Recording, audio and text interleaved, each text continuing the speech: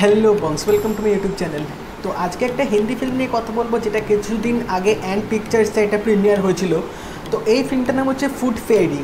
তো এই food fairy নিয়ে কিন্তু আমি সেরকম মানে ক্রেজ দেখতে পাইনি কোনো কারোর মধ্যে, কারণ এই ফিল্মটা কিন্তু প্রমোশনটা সেরকম হয়নি। বাট যদি বলা যায় অ্যাজ আ যদি ক্রাইম থ্রিলার জনার দিয়ে যদি এটা বিচার করা হয়, ফিল্মটা কিন্তু অতটাও কিন্তু আমার খারাপ লাগেনি। এবার হ্যাঁ, অনেকের কাছে ভালো নাও লাগতে পারে, আবার অনেকের কাছে খুব বাজেও লাগতে পারে, আবার অ্যাভারেজও লাগতে পারে। তো আমার কাছে খুব ভালো লাগেনি বা খুব খারাপ লাগেনি, তো অ্যাভারেজ বলতে পারো।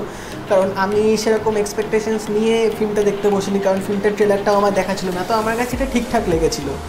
এবার হচ্ছে একটা থ্রিলার ফিল্ম যদি একটা ক্রাইম মার্ডার মিস্ট্রি ফিল্ম যদি বানাতে হয়, তো সেটার মধ্যে কিন্তু প্রথমে সবসময় এটা জিনিস লক্ষ্য রাখতে হয়, সেটা হচ্ছে যে এই ফিল্মটা একটা সাসপেন্সটা ধরে রাখা, যাতে অডিয়েন্সদের সবসময় গেস করতে সাহায্য করে যে এরপর কী হতে পারে, যাতে অডিয়েন্সরা সবসময় ওই স্ক্রিনটার মধ্যে গ্লুড হয়ে থাকবে, যাতে অডিয়েন্সরা নিজেদের মাথাটা খাটাতে পারে যে এরপর কী হবে, এরপর কী হতে পারে। তো এখানে কিন্তু মানে ফিল্মে একটা ক্রাইম মিস্ট্রি ফিল্মে কিন্তু অনেকটা সার্থকতার পরিচয় পাওয়া যায়। কিন্তু এই ফিল্মটা যদি দেখতে হয়, এখানে কিন্তু মানে সেই মাথা খাটানোর জিনিসটা কিন্তু ফিল্মটার মধ্যে অতটা প্রয়োগ করা হয়নি। সো ফিল্মটা দেখতে দেখতে কিছুটা সময় হয়তো তোমরা বোর হয়ে যেতে পারো, আবার হয়তো মনে হতে পারে যে স্কিপ করে লাস্ট পার্টটা চলে যায়, ক্লাইম্যাক্সে চলে গিয়ে দেখে নিই কী হচ্ছে এন্ড অবধি।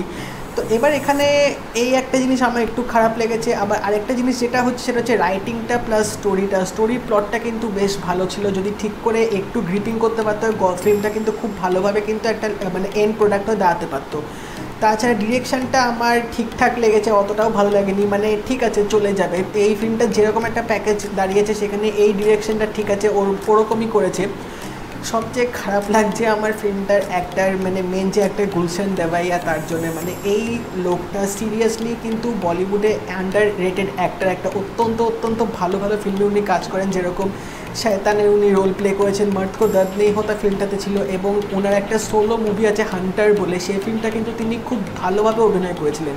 তো এই ফিল্মটাতে উনি কিন্তু একটা জিনিস যদি ভালো হয়ে থাকে, সেটা হচ্ছে গুলশান দেওয়াইয়ার অ্যাক্টিংটা। উনি এখানে as a CBI officer role play করেছেন। তো উনি কিন্তু উনার রোলটা কিন্তু এই ফিল্মটার মধ্যেই ভালো করেছে, যেটা মানে ফিল্মটা দেখার একটু যোগ্য বলা যেতে পারে। তো গল্পটা যদি একটু বলে দিই, এখানে দেখাচ্ছে যে মুম্বাইতে পরপর অনেক সিরিয়াল কিলিং হচ্ছে, যেখানে দেখা যাচ্ছে যে মেয়েগুলোকে খুন করে পাগুলো কেটে তাদেরকে সুটকেসে রেখে রেল লাইন পাড়ে রেখে দিচ্ছে, এবং এরকম করে কিন্তু পরপর খুনগুলো করে যাচ্ছে। তো এবার গুলশান দেওয়াইয়া এখানে এবার ইনভেস্টিগেশন করতে নামবে। এবার এন্ডিংটা আলটিমেটলি কী হয়, এটাই কিন্তু দেখার ব্যাপার। তো এখানে কিন্তু ফিল্মের যে মানে যে প্লটটা যে আছে এবং ফিল্মটা যেভাবে এগোবে, তো সেটা কিন্তু সেইভাবে কিন্তু মানে এক্সিকিউশনটা কিন্তু একটু উইক হয়ে গেছে। বাট হ্যাঁ, আরেকটা জিনিস যেটা বলতে হবে, সেটা যে ব্যাকগ্রাউন্ড মিউজিকটা কিন্তু এই ফিল্মটার মধ্যে একটা নতুনত্ব এনেছে, একটা খুব ভালোভাবে কিন্তু দেখিয়েছে। যেরকম কিছু সিনে একটা সিনে আমি বলতে হয়, সেটা হচ্ছে একটা যেখানে একটা মেয়েকে খুন করা হবে, তার আগে একটা ব্যাকগ্রাউন্ড মিউজিক দেবে, যে জলের যে কল থেকে যে জলগুলো পড়ছে, সেই ওয়াটার ড্রপলেটের সাউন্ড নিয়ে কিন্তু একটা ব্যাকগ্রাউন্ড মিউজিক বানাবে, যেটা কিন্তু শুনতে খুব ভালো লাগবে। অনেকের কনফিউশন আছে যে ফিল্মটার এন্ডিংটা আলটিমেটলি কী হলো এবং এন্ডিংটায় কী দেখা যাচ্ছে। তো আমি ফিল্মটা দেখে বুঝলাম যে এখানে কিন্তু দু রকমের হয়তো এন্ডিং হয়তো হতে পারে। এক হচ্ছে যে লাস্টে যখন গুলশান দেওয়াইয়া যখন যেখানে মার্ডারটা হয়েছে, এখানে দেখতে হবে কয়েক বছর পর, তো বাচ্চা ছেলেটা বলবে যে তুমি আসার আগে এখানে আরেকজন এসেছিলো, তোমার মতো এসছে, এরকম ড্রেস পরে এসছে। তো আমার মনে হয় যে আইদার গুলশান দেওয়াইয়ার হয়তো কোনো ডিপার্টমেন্টে কেউ হয়তো একজন থাকতে পারে, এটা হয়তো হতে পারে, বা হয়তো হতে পারে যে অন্য কোনো হয়তো খুনি থাকতে পারে, যে হয়তো কোনো একটা কর্পোরেট ওয়ার্ল্ড বা কোনো একটা হয়তো এরকম মানে একটা ডেজিগনেটেড পোস্টে আছে, যার জন্যে এরকম ড্রেস পরেছিল, যেটা বাচ্চাটা বলবে ড্রেসিং স্টাইলটা ওরকমই ছিল অনেকটা।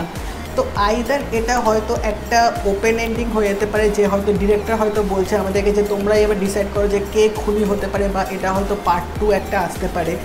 তবে আমার মনে হয় না এটা খুব সম্ভবত হয়তো পার্ট 2 আসতে পারে, কারণ প্লটটা যেভাবে এখানে এন্ড করলো, এরপর আমার মনে হয় না এগোবে। কারণ মানে যেভাবে ফিল্মটা শেষ হবে, যে 7 বছর পর যখন দেখাবে যে এখানে মানে বলবে যে খুনি তখন খুন করা বন্ধ করে দিয়েছে, কিন্তু সে ওই মার্ডার প্লটটাই যাবে ওখানে দেখতে। তো আমার মনে হয় না পার্ট 2টা আসবে। তো এই এন্ডিং এক্সপ্লেনেশনটাই আমার মাথায় আপাতত আসলো। তোমাদের যদি অন্য কোনো যদি মতামত থাকে, অন্য কোনো যদি এন্ডিং এক্সপ্লেনেশন থাকে, আমাকে অবশ্যই এটা জানাতে পারো। ওভারঅল ফিল্মটা যদি তোমরা দেখতে চাও 2 ঘন্টার, ঠিক আছে দেখতে পারো, অতটাও খারাপ না। বাট আমি এটুকু বলবো যে কোনো এক্সপেকটেশনস নিয়ে অ্যাটলিস্ট বসো না। বাট হ্যাঁ, গুলশান দেওয়াইয়ার অ্যাক্টিংয়ের জন্য কিন্তু এই ফিল্মটা দেখা যেতেই পারে, অতটাও কিন্তু খারাপ লাগবে না। তো ফিল্মটা দেখে নিতেই পারো, এবং যারা যারা তোমরা দেখে নিয়েছো আমাকে জানিও তোমাদের কেমন লাগলো ফিল্মটা। আর যদি এই ভিডিওটা ভালো লেগে থাকে এটা লাইক করে দিও, শেয়ার করে দিও, অবশ্যই কিন্তু ঘন্টাটা বাজিয়ে দেবে, নোটিফিকেশান বেলটা কিন্তু অল করে দেবে। তাই দেখা হবে পরের ভিডিওতে, বাই।